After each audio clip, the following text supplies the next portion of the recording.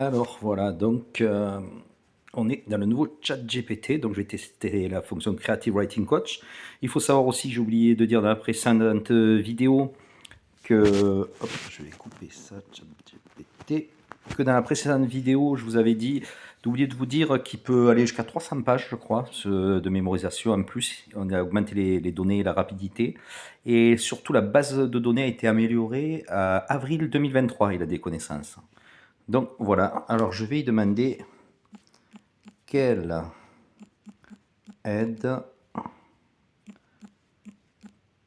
peut, mais il faut mettre, hop, peux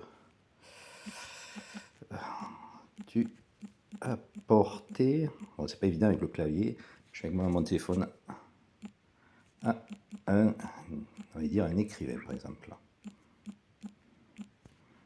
Hop. Alors, donc il me dit, en tant que Creative Writing Coach GPT, je peux offrir une variété d'aides à un écrivain. Donc, évaluation constructive, je peux lire vos écrits et fournir des évaluations constructives en soulignant d'abord ce qui fonctionne bien avant d'aborder les domaines potentiellement d'amélioration.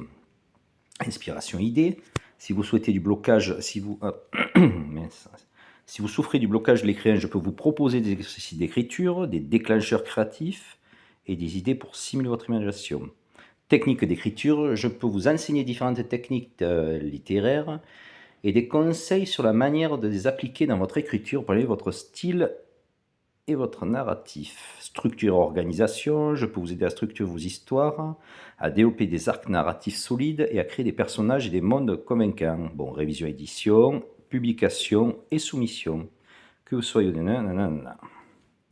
Donc je vais soumettre un texte. Voici mon texte. On va voir ce qu'il me dit. Pac. Alors j'ai mis, normalement, est-ce que ça a fonctionné? Voilà, j'ai mis 4 premiers chapitres. Et je lui envoie. Donc là, ça passe. Bon, bah nickel, on est le soir. Souvent, ça s'attire un peu. Hein. Je sais pas si j'espère que ça... Ah, ben ça part. Voici un texte qui offre une immersion saisissante dans un récit policier palpitant, avec des descriptions qui font vivre la scène et des personnages bien construits. Le ton est approprié au genre, la tension monte progressivement et la narration est fluide. Voici ce qui est particulièrement réussi. Donc là, il a analysé mon texte, je n'ai rien demandé, j'ai juste donné.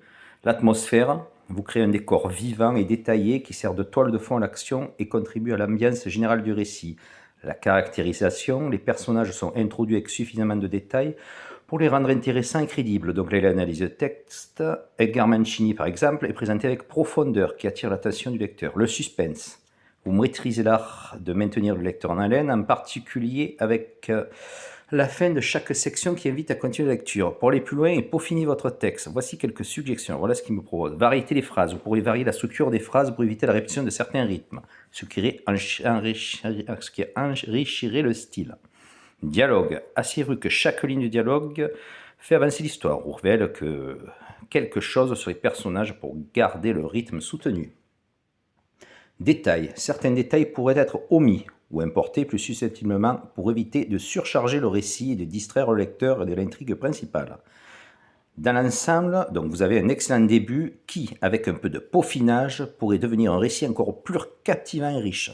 Continuez à explorer la profondeur des personnages et l'ambiance de votre monde, car c'est là que réside votre force narrative. Alors, quelles améliorations? C'est dur avec le téléphone, hein, mais quelles améliorations puis-je apporter, on va dire. Hop, mince, voilà. Voici quelques suggestions pour affiner votre texte. Développement des personnages, explorer davantage les motivations, les conflits internes et les antécédents des personnages. Ça pourrait être fait à travers des dialogues plus profonds, des flashbacks succincts qui ajoutent de la profondeur sans interaction. Dialogue.